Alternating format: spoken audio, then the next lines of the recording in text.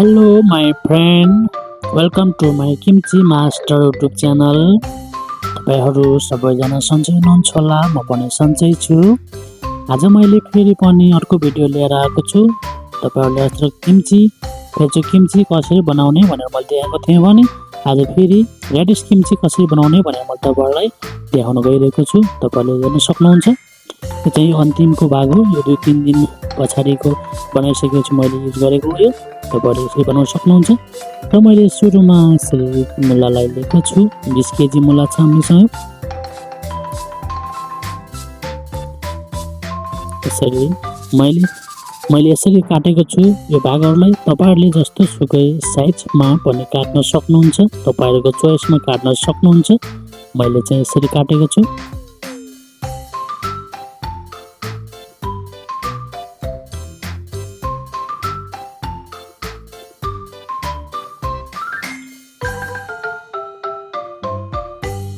Reddish किम्ची एकदम best, एकदम popular, very popular, एकदम राम्रो छ।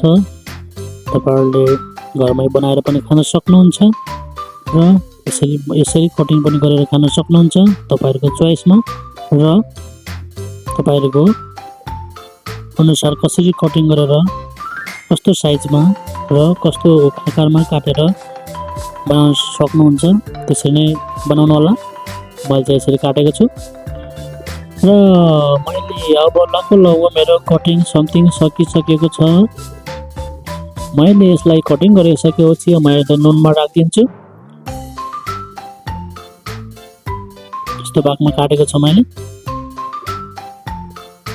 लगभग मैले यसमा अब नुन राखिदिन्छु। नुनमा 2-4 घण्टा राखिदिनु पर्ने हुन्छ। मिनिमम हामीले चाहिँ 6 घण्टा राख्छ।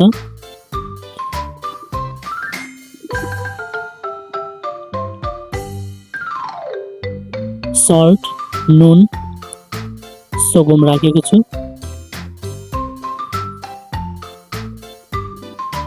यसलाई नुन राखिसकेपछि मजाले चलाइराख्नु पर्ने हुन्छ र चलाइसकेपछि बिचमा 5-6 घण्टाको बिचमा फेरि पनि यसलाई चलाउनु पर्ने हुन्छ।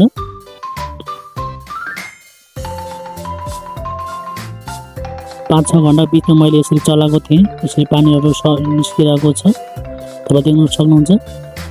म अब यसलाई वास गर्ने बेला भएको छ। यसलाई मैले राम्रोसँग 3-4 पटक राम्रोसँग सफा गर्नेछु। सफा गर्नुपर्ने हुन्छ किनभने यसमा सब भएको नुनहरू सबै जानुपर्ने हुन्छ।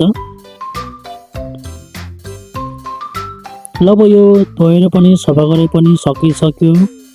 मैले यसको लागि अब पेस्ट बनाउनु पर्ने हुन्छ। पेस्ट बनाउनको लागि मैले सुरुमा लिएको छु मैदा 2 बोल जति र चिसो पानीमा मजाले घोल्नु पर्ने हुन्छ। यसलाई यो सफा गरिसकेपछि जालीमा मजाले 1 घण्टा चाहिँ तार्नु पर्ने हुन्छ है। सबै पानीहरू सबै तर्नु पर्ने हुन्छ। र मैले मैदा र कर्नफ्लावर जुनसुकै युज गर्नुपर्ने हुन्छ तपाईहरुले। र यसलाई मैले चिसो पानीमा मजाले यसलाई चलाएको छु।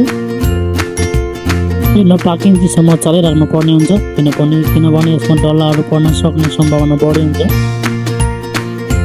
त्यही भएर यसरी चलाउनु होला। जबसम्म पाक्दैन त्यहीसम्म चलाइरहनु पर्ने हुन्छ। जबसम्म पाक्नु हुँदैन। लगभग यो बाक्लो भइसक्यो। तपाईँले देख्न सक्नुहुन्छ। यसलाई अब मैले चिसो बनाउनु पर्ने हुन्छ। यसलाई चिसो बनाएर मात्रै यसमा चाहिने मसलाहरू राख्नुपर्छ। मैले लगभग पाकिसक्यो। मैले एउटा बाटामा राखिदिन्छु। यसलाई हल्का सेलाउन दिनुपर्छ। त्यस पछाडि मात्रै हामीले चाहिने मसलाहरू कचुकाहरू सबै राख्नुपर्ने हुन्छ। तपाईँ देख्न सक्नुहुन्छ। यसमा सुरु मैले कचुकाहरू लिएको छु 800 ग्राम जति। 20 केजी मुला हो। 20 केजी मुलालाई 400 ग्रामदेखि 600 ग्रामसम्म चाहिन्छ। र लसुन, मानौल, गार्लिक, थासिदा, मेल्चे थासिदा, fish sauce, sorry, very taste, flavor,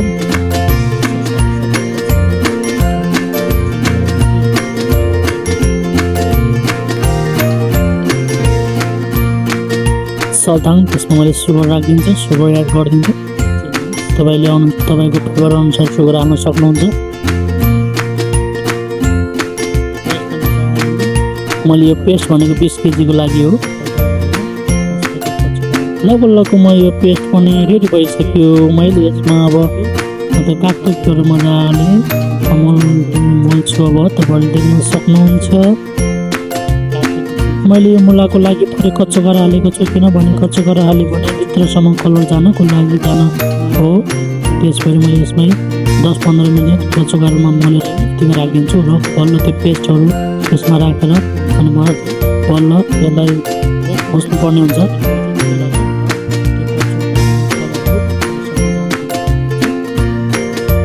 यसलाई 10-15 मिनटसम्म राख्नुपर्ने हुन्छ।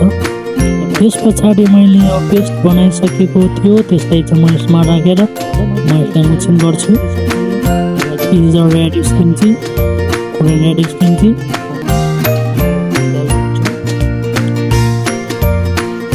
Korean radish kimchi very popular old people's.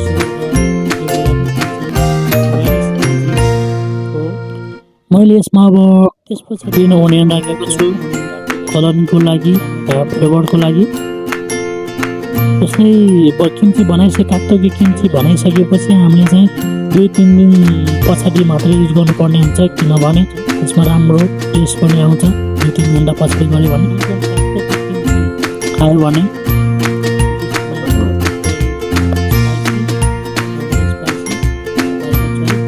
लगभग मैले मोलेर सकिसक्यो। अब यसलाई अब एउटा बट्टामा राखिदिन्छु। बट्टा मजाले खिचेर राख्नुपर्ने हुन्छ। तपाईँहरूले अगाडि देख्नु भएको होला लास्टमा कसरी त्यसबाट पानी निस्किन्छ, झोल निस्किन्छ।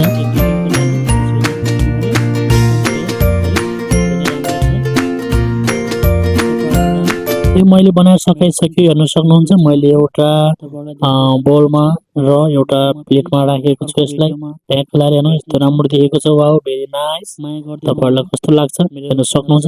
यसरी बनाएर खान सक्नुहुन्छ। तपाईँहरूलाई धेरै धेरै धन्यवाद छ। खामसाहाम्निदा यरमन्दुरी साराङहाम्निदा सबैजना धन्यवाद। By by, thank you.